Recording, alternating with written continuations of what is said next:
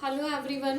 Last class में हमने बात की थी रेस्पिरेशन के ड्यूरिंग जो ग्लूकोज का जो ब्रेक डाउन हो रहा है उसकी हमने बात की थी। मेनली ग्लाइकोलिसिस के जो स्टेप्स थे हमने वो देखे थे कि in the presence of oxygen and in the absence of oxygen outside the body inside the body किस तरीके से जो ग्लूकोज है वो ब्रेक डाउन हो रहा है और जो एनर्जी है वो रिलीज हो रही है। ठीक है, तो आज हम इस लेक्चर में बात करेंगे उस रेस्पिरेशन की किसके अंदर, प्लांट्स, क्योंकि हमने क्या करना है दोनों में ही पढ़ना है, plants as well as animals, दोनों के अंदर हम बात करेंगे श्वसन की प्रक्रिया की।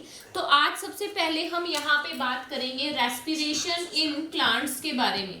रेस्पिरेशन इन प्लांट्स, पौधों के अंदर जो श्वसन की प्रक्रिया होती है वो किस प्रकार होती है। किसके अंदर हम बात करेंगे, पौधों में श्वसन। लास्ट क्लास में आपने श्वसन, रेस्पिरेशन और ब्रीथिंग के बीच में जो डिफरेंस था उसको अच्छे से पढ़ा। अब हम यहाँ बात कर रहे हैं पौधों में श्वसन की प्रक्रिया के बारे में कि किस तरीके से जो पौधे हैं क्या वो भी सांस लेते हैं, किस तरीके से वो जो गैसेस है उसका ट्रांसपोर्ट करते हैं। अगर हम एक प्लांट की बात करते हैं तो प्लांट का हर एक हिस्सा क्या करता है, रेस्पिरेशन करता है, रेस्पायर करता है। अगर हम रूट की बात करें, अगर हम स्टेम की बात करें, अगर हम लीव्स की बात करें तो इंडिविजुअली सभी क्या करते हैं, अपना अपना काम वो क्या कर रहे हैं, खुद कर रहे हैं। ठीक है, तो यहाँ पे हम जो मेन उसके जो पार्ट्स हैं लाइक आपका रूट हो गया, स्टेम हो गया और लीव्स हो गया, तीनों की हम अलग अलग बात करेंगे कि किस तरीके से वो क्या कर रहे हैं, रेस्पिरेशन का जो प्रोसेस है वो कर रहे हैं। तो सबसे पहले हम यहाँ पे बात करेंगे रूट्स की। पौधों की जो जड़ होती है, जड़ों के द्वारा वो किस तरीके से श्वसन की जो प्रक्रिया है वो पूरी करते हैं। अगर हम रूट की बात करते हैं तो उसकी जो स्ट्रक्चर अगर हम बनाएं कि किस तरीके से जो रूट्स हैं वो सॉइल के अंदर क्या है, डिस्ट्रीब्यूटेड होती हैं, फैली हुई होती हैं इस तरीके से। इसके चारों तरफ क्या है, सॉइल्स के पार्टिकल्स, मिट्टी के जो कण हैं वो आपस में क्या है यहाँ पे चिपके हुए होते हैं, जिसके अंदर जो जड़ें हैं वो फैली हुई होती हैं। तो इस तरीके से चारों तरफ क्या है, सॉइल के पार्टिकल्स फैले हुए होते हैं। प्लांट्स जो है वो रेस्पायर करता है वाया रूट, किस तरीके से कि ये जो रूट की जो ब्रांचेस होती हैं, इन ब्रांचेस के ऊपर क्या होते हैं, टीनी ग्रोथ होती है, हेयर लाइक स्ट्रक्चर्स यहाँ पे प्रेजेंट होते हैं जिन्हें हम क्या कहते हैं, root hairs. Thread like structures present होती हैं रूट्स पे, धागे जैसी संरचनाएं होती हैं जिन्हें हम क्या कहते हैं, रूट हेयर्स। तो ये जो रूट हेयर्स हैं यही क्या करते हैं, ऑक्सीजन को एब्जॉर्ब करते हैं। कहाँ से, ये जो सॉइल्स के पार्टिकल हैं इनके बीच में क्या होती है, गैस जो प्रेजेंट होती है, क्या प्रेजेंट होती है, ऑक्सीजन प्रेजेंट होती है। तो ये जो टीनी ग्रोथ है यहाँ पे, हेयर लाइक स्ट्रक्चर है, ये क्या करते हैं, इन सॉइल के पार्टिकल के बीच से ही ऑक्सीजन को एब्जॉर्ब करते हैं और जो यहाँ पे ये कार्बन डाइऑक्साइड रिलीज कर रहे हैं वो वापस यहीं से ही क्या कर देते हैं, छोड़ देते हैं। तो ये जो रूट है, रूट की जो ब्रांचेस होती हैं, इसकी जो आउटर लेयर है, एपिडर्मल जो सेल होती है वो क्या होती है, एक्सपेंड होती है, जिसके कारण ये जो रूट हेयर्स हैं ये क्या हो जाते हैं, फैल जाते हैं। फैलने के बाद ये क्या करेंगे, सॉइल के पार्टिकल के बीच में जो ऑक्सीजन प्रेजेंट है उसको एब्जॉर्ब करेंगे और उसको इनर सेल तक पहुंचाएंगे। वहां से फिर वो उसे एब्जॉर्ब करने के बाद जो कार्बन डाइऑक्साइड रिलीज करेगा वो इन्हीं रूट हेयर से क्या हो जाएगा, बाहर आ जाएगी। तो इस तरीके से जो रूट्स हैं, जड़ों के द्वारा जो रेस्पिरेशन है, श्वसन की प्रक्रिया है वो इस तरीके से होती है। कहाँ पे, सॉइल के पार्टिकल्स के बीच में क्या प्रेजेंट होती है, ऑक्सीजन प्रेजेंट होती है। ठीक है, नेक्स्ट जो प्लांट का जो पार्ट है वो क्या है, स्टेम। तने की जब हम बात करते हैं, सेकंड जो है स्टेम। अगर हम स्टेम की बात करें तो दो तरीके से स्टेम है। एक तो आपका जो क्या होता है, ग्रीन स्टेम प्रेजेंट होती है। जब प्लांट छोटा है तो उसकी जो स्टेम है, जो उसका जो तना है वो कैसा है, ग्रीन है। तो वहां पे क्या होते हैं, स्टोमेटा प्रेजेंट होते हैं। ठीक है, लेकिन अगर हम लार्ज ट्री की बात करते हैं, ठीक है, उसकी जो स्टेम है वो कैसी है, वुडी स्टेम है। लार्ज ट्री की बात करते हैं तो वहां पे जो स्टेम है वो कैसी है, वुडी स्टेम है, बार्क जो छाल होती है पेड़ की, उसके ऊपर क्या होते हैं, टीनी पोर्स लाइक स्ट्रक्चर, या उसके ऊपर ब्रेकेज होती है, जिसे हम क्या कहते हैं, लेंटिसेल्स बोलते हैं, जिसे क्या कहते हैं, लेंटिसेल्स, कि कुछ इस तरीके से पोर लाइक स्ट्रक्चर प्रेजेंट होती है, ठीक है, पूरे बार्क के ऊपर जो पेड़ की जो छाल होती है उस पे। तो अगर वो वुडी स्टेम है, बड़ा है पेड़, तो उसके अंदर जो लेंटिसेल्स प्रेजेंट है वहां से क्या हो रहा है, गैसियस एक्सचेंज हो रहा है। अगर वो ग्रीन स्टेम है तो वहां पे क्या प्रेजेंट है, स्टोमेटा। स्टोमेटा की स्ट्रक्चर के बारे में हम पहले बात कर चुके हैं। तो वो जो स्टोमेटा है वहां पे क्या प्रेजेंट है, गार्ड सेल्स प्रेजेंट है, और एक जब वो ओपन होते हैं तो टीनी पोर लाइक स्ट्रक्चर वहां प्रेजेंट होती है। तो जब वो ओपन होते हैं तो वहां पे क्या होता है, गैस और वाटर का एक्सचेंज होता है। तो अगर ग्रीनी स्टेम है तो वहां क्या है, स्टोमेटा प्रेजेंट है। अगर वो वुडी स्टेम है तो वहां पे क्या है, लेंटिसेल्स प्रेजेंट होते हैं, जो कि हेल्प करते हैं गैसियस एक्सचेंज में। नेक्स्ट प्लांट के पार्ट की अगर हम बात करते हैं तो नेक्स्ट जो थर्ड पार्ट आता है वो क्या है, लीफ है। लीफ की हाँ बात करते हैं हम, नेक्स्ट जो पार्ट है वो क्या है, लीफ है। लीफ की अगर क्रॉस सेक्शन कट की बात करते हैं तो सबसे पहले लीफ पे क्या होती है, एक लेयर प्रेजेंट होती है, this is known as cuticle. Cuticle layer के बाद वहां पे क्या है, नेक्स्ट जो लेयर प्रेजेंट होती है वो होती है एपिडर्मिस लेयर। वो कौन सी होती है, एपिडर्मिस लेयर होती है। एपिडर्मिस लेयर के बाद अगर हम एक लीफ के क्रॉस सेक्शन देखते हैं, उसको कट करके देखते हैं, तो यहाँ पे इस तरीके से सेल्स शुरू हो जाती हैं। ये जो नेक्स्ट लेयर है, पेलिसेड लेयर यहाँ पे आ जाती है, हर एक का अपना यहाँ पे क्या है, न्यूक्लियस है। तो इस तरीके से यहाँ पे क्या है, सेल्स शुरू हो गई। तो ये जो एपिडर्मिस लेयर होती है, यहाँ पे क्या होते हैं, स्टोमेटा प्रेजेंट होते हैं। बीच बीच में क्या होते हैं, यहाँ पे स्टोमेटा प्रेजेंट होते हैं, और यही स्टोमेटा यहाँ पे क्या करते हैं, गैसियस एक्सचेंज में हेल्प करते हैं। अपर जो एपिडर्मिस है वो अपर और लोअर साइड दोनों ही साइड प्रेजेंट होती है। तो जो स्टोमेटा है वो जो एपिडर्मिस है उसके ऊपर प्रेजेंट होते हैं। तो यहाँ से क्या हो रहा है, गैसियस एक्सचेंज हो रहा है, गैस का एक्सचेंज हो रहा है, ऑक्सीजन जा रही है और कार्बन डाइऑक्साइड वहां से क्या हो रही है, रिलीज हो रही है, ठीक है। तो लीफ के अंदर क्या होते हैं, वहीं पे वही स्टोमेटा, सेम चीज है। जब वो ओपन होंगे तो वहां से क्या होगा, ऑक्सीजन का ट्रांसपोर्ट हो जाएगा और कार्बन डाइऑक्साइड वहां से क्या होगी, बाहर होगी। तो इस तरीके से लीफ के अंदर क्या है, स्टोमेटा प्रेजेंट है। अगर हम एक प्लांट के श्वसन की, पौधों के अंदर श्वसन की बात करते हैं, तो डे टाइम की अगर हम बात करें तो डे टाइम के अंदर क्या होता है कि वो क्या करते हैं, फोटोसिंथेसिस करते हैं, प्रकाश संश्लेषण की क्रिया करते हैं। और उसमें हमने पढ़ा है कि वो क्या करते हैं, कार्बन डाइऑक्साइड को यूज करके क्या बना रहे हैं, फूड बना रहे हैं, और वहां पे क्या रिलीज कर रहे हैं, ऑक्सीजन।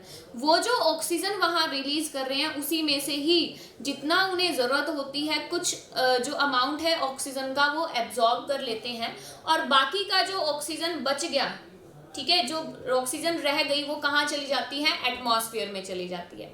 तो इस तरीके से डे टाइम पे क्या होता है, वहां पे फोटोसिंथेसिस भी हो रहा है और वो कुछ जो ऑक्सीजन का अमाउंट है उसे एब्जॉर्ब भी कर रहे हैं। अगर हम नाइट टाइम की बात करते हैं, रात के समय की अगर हम बात करते हैं, तो सनलाइट तो वहां होती नहीं, सनलाइट नहीं होती तो वहां पे फोटोसिंथेसिस का प्रोसेस क्या नहीं होता। तो उस टाइम पे जो कार्बन डाइऑक्साइड है प्लांट्स क्या करते हैं, एक हायर अमाउंट के अंदर वहां पे रिलीज होती है, क्योंकि अगर फोटोसिंथेसिस होता तो वहां पे उसको यूटिलाइज कर लिया जाता, यूज कर लेते कार्बन डाइऑक्साइड को। लेकिन नाइट टाइम है, सनलाइट वहां पे है नहीं, तो फोटोसिंथेसिस वहां पे नहीं हो रहा, तो उस टाइम पे जो कार्बन डाइऑक्साइड है वो क्या होती है, ज्यादा रिलीज होती है। दूसरा, अगर हम प्रोसेस की बात करते हैं कि प्लांट्स के अंदर जो गैसेस एक्सचेंज है वो कैसे हो रहा है, तो ये क्या होता है, यहाँ पे सिंपल डिफ्यूजन होता है, हायर कंसंट्रेशन से लोअर कंसंट्रेशन में गैस क्या करती है, मूव करती है। एटमॉस्फेयर के अंदर क्या है, ज्यादा है ऑक्सीजन, तो वहां से जितना अमाउंट उनको चाहिए होता है वो ले लेते हैं। तो प्लांट के अंदर हर एक इंडिविजुअली पार्ट जो है वो क्या करता है, ऑक्सीजन को एब्जॉर्ब करता है। रूट्स की बात करते हैं तो वहां रूट्स एयर प्रेजेंट होते हैं। स्टेम की बात करते हैं तो अगर लीफी स्टेम है तो क्या है, वहां पे स्टोमेटा प्रेजेंट है, और अगर वुडी स्टेम है तो वहां पे क्या होंगे, लेंटिसेल्स प्रेजेंट होंगे। ठीक है, लीफ की बात कर रहे हैं तो वहां पे एपिडर्मिस जो लेयर है वहां पे क्या होंगे, stomata, tiny pore like structure, छिद्र युक्त जो स्ट्रक्चर संरचना होती है जिसे हम हिंदी में बोलते हैं रंध्र। ठीक है, तो पत्ते जो होते हैं, पत्तों में जो रंध्र होते हैं, रंध्र की सहायता से वो क्या करते हैं, जो गैस है उसका आदान प्रदान करते हैं। तो ये तो हो गई प्लांट्स के अंदर रेस्पिरेशन की बात, कि पौधों में श्वसन की प्रक्रिया किस प्रकार होती है। अगर हम यहाँ पे बात करते हैं कुछ एनिमल्स की, ठीक है, रेस्पिरेशन इन एनिमल्स की अगर हम बात करते हैं तो सभी के अंदर अलग अलग सिस्टम होता है। अगर हम हायर ऑर्गेनिजम्स की बात करते हैं तो उनके अंदर क्या है, लंग्स प्रेजेंट है। ठीक है, लंग्स प्रेजेंट है, कुछ में सिर्फ ट्रैकिया प्रेजेंट होती है। लाइक ह्यूमन बींग्स की अगर हम बात कर रहे हैं तो वहां पे क्या है, रेस्पिरेटरी सिस्टम प्रेजेंट है, कि वहां पे क्या है, लंग्स प्रेजेंट है जिसकी हेल्प से वो क्या कर रहे हैं, गैसियस एक्सचेंज कर रहे हैं। ठीक है, वहीं अगर हम एक यूनिसेलुलर ऑर्गेनिज्म की बात करें, यूनिसेलुलर ऑर्गेनिज्म फॉर एग्जांपल अगर हम अमीबा की बात करते हैं, यूनिसेलुलर है, एक सिंगल सेल ही क्या कर रही है, वहां पे सभी फंक्शंस को परफॉर्म कर रही है, कि उसके जितने भी कार्य हैं वो सिर्फ एक सिंगल सेल से ही हो रहे हैं। ठीक है, तो यहाँ पे अगर हम अमीबा की बात कर रहे हैं तो कहाँ वाटर के अंदर सरवाइव करता है, पानी के अंदर रहने वाला है। तो यहाँ पे क्या होता है, सिंपल डिफ्यूजन का प्रोसेस होता है।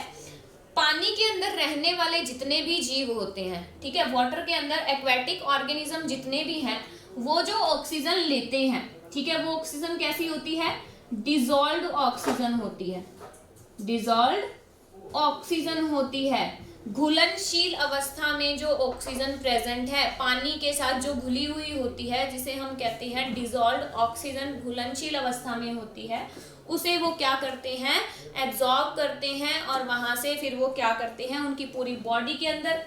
भाई अब ये जो है, अगर हम एक यूनिसेलुलर अमीबा की ही बात कर रहे हैं तो जब ये ऑक्सीजन को वाटर के अंदर से जब ये ऑक्सीजन को एब्जॉर्ब करेगा तो इसका जो साइज है वो क्या है, बहुत छोटा है।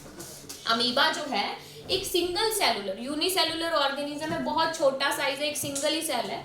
तो वो जो ऑक्सीजन यहाँ से आ रही है वो पूरी सेल के अंदर बहुत फास्ट, बहुत इजीली, बहुत जल्दी से क्या हो जाएगी, सर्कुलेट हो जाएगी।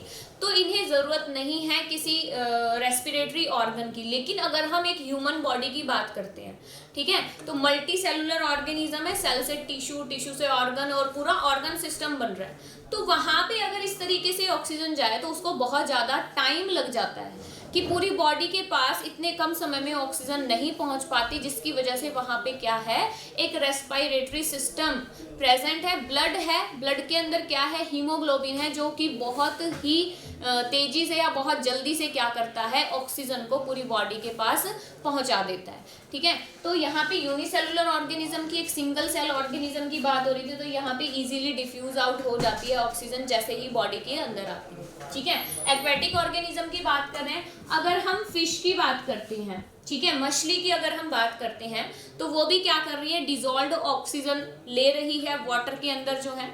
फिश के अंदर क्या होते हैं, गिल्स प्रेजेंट होते हैं। फिश की बॉडी की अगर हम बात करते हैं तो वहां पे क्या है, गिल्स प्रेजेंट होते हैं इस तरीके से, और उस गिल्स के ऊपर क्या है, एक कवरिंग प्रेजेंट होती है जिसे हम क्या कहते हैं, गिल कवर कहते हैं। और ये क्या है, आपके गिल्स, ठीक है, गलफड़े जिनको बोलते हैं।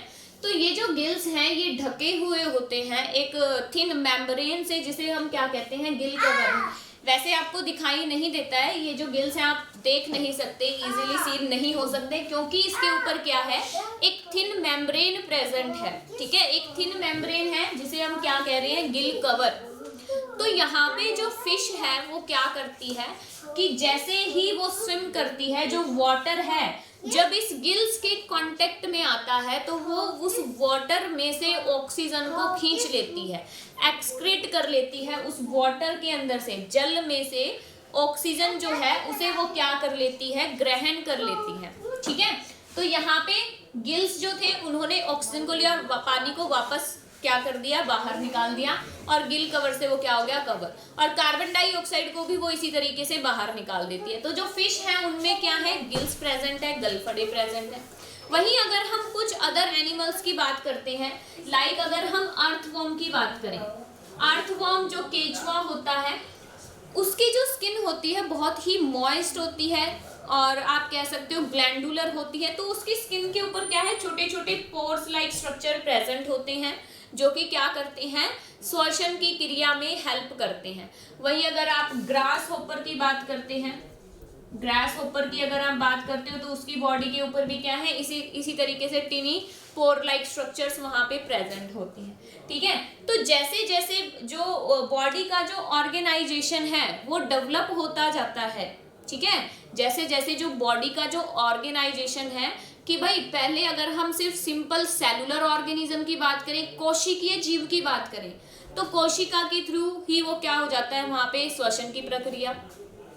लेकिन जैसे जैसे हम आगे बढ़ते हैं, हायर ऑर्गेनिजम्स में आते हैं, कि हम ऐसे ऑर्गेनिज्म की बात कर रहे हैं जिनका जो बॉडी ऑर्गेनाइजेशन है वो क्या है, मल्टी सेलुलर, बहुकोशिकीय जीव होते हैं, जो मोस्टली लैंड पे रहने वाले होते हैं, लाइक ह्यूमन बींग्स है, कैट है, डॉग है, फ्रॉग है। तो इनमें क्या होता है, श्वसन तंत्र होता है, एक पूरा सिस्टम प्रेजेंट होता है जिसकी सहायता से वो क्या करते हैं, श्वसन की प्रक्रिया को पूरा करते हैं। ठीक है, तो अगर हम इस तरीके से अलग अलग ऑर्गेनिज्म की बात करें तो सभी की जो कोई ऑर्गेनिज्म ऐसा होता है जिसकी जो स्किन है वो मॉइस्ट होती है, वो वहीं से ही क्या कर लेता है, गैसेस एक्सचेंज कर लेता है। ठीक है, तो इस तरीके से अगर हम यहाँ पे जो फिश की बात कर रहे थे, ठीक है, आपने देखा होगा जैसे ही हम फिश को पानी से बाहर निकालते हैं, मछली को जैसे ही हमने पानी से बाहर निकाला तो वो क्या होती है, मर जाएगी। पोयम पढ़ी होगी ना, मछली जल की रानी है, उसमें पढ़ते हो कि बाहर निकालो मर जाएगी। तो बाहर निकालने से वो मर क्यों जाती है भाई, ऑक्सीजन तो एयर के अंदर भी प्रेजेंट है, जिसे हम भी तो सांस ले रहे हैं ना, ऑक्सीजन तो क्या है, एयर के अंदर भी प्रेजेंट है, लेकिन जैसे ही हम उसे पानी से बाहर निकाल रहे हैं तो भी वो मर जाती है। क्यों मर जाती है, उसका रीजन क्या है, क्योंकि जो फिश की जो बॉडी है वो सिर्फ कैसी ऑक्सीजन ले सकती है, डिजॉल्व्ड ऑक्सीजन ले सकती है, ऐसी ऑक्सीजन जो पानी के साथ घुली हुई है, घुलनशील अवस्था में है। ठीक है, उसकी बॉडी, उसके जो गिल्स हैं, जो गलफड़े हैं, वो सिर्फ उसी ऑक्सीजन को ले सकते हैं, क्योंकि एयर के अंदर तो क्या है, सिंपल आपकी ऑक्सीजन है, वो उसे नहीं एब्जॉर्ब कर सकते। इसीलिए पानी में से निकालने से जैसे ही हम फिश को बाहर निकालते हैं वो क्या होती है, मर जाएगी, क्योंकि उसकी जो बॉडी है वो कैपेबल नहीं है एटमॉस्फेरिक ऑक्सीजन को एब्जॉर्ब करने में। ठीक है, तो यहाँ पे ये रीजन होता है। फिश के अंदर क्या होते हैं, गिल्स प्रेजेंट होते हैं। तो इस तरीके से सभी का अलग अलग सिस्टम है। ठीक है, तो हमने रेस्पिरेशन प्लांट्स के अंदर बात की, कुछ एनिमल्स की हमने यहाँ पे बात की, लेकिन अब हमारा जो मेन है वो क्या है, रेस्पिरेशन इन ह्यूमंस। मानव में श्वसन की प्रक्रिया किस प्रकार होती है। अगर हम मनुष्य में श्वसन की प्रक्रिया की बात करते हैं तो वहां पे क्या है, रेस्पिरेटरी सिस्टम, श्वसन तंत्र होता है। ठीक है, जिसकी हम बात करेंगे नेक्स्ट क्लास में, उसको हम डायग्राम की बात करेंगे और फिर हम उसको ब्रीफ में पढ़ेंगे। तो अभी आपने सिर्फ प्लांट्स और कुछ एनिमल्स के बारे में पढ़ना है कि वो किस तरीके से श्वसन की प्रक्रिया कर रहे हैं। तो अब मिलेंगे हम नेक्स्ट क्लास में with new topic. Thank you and have a nice day.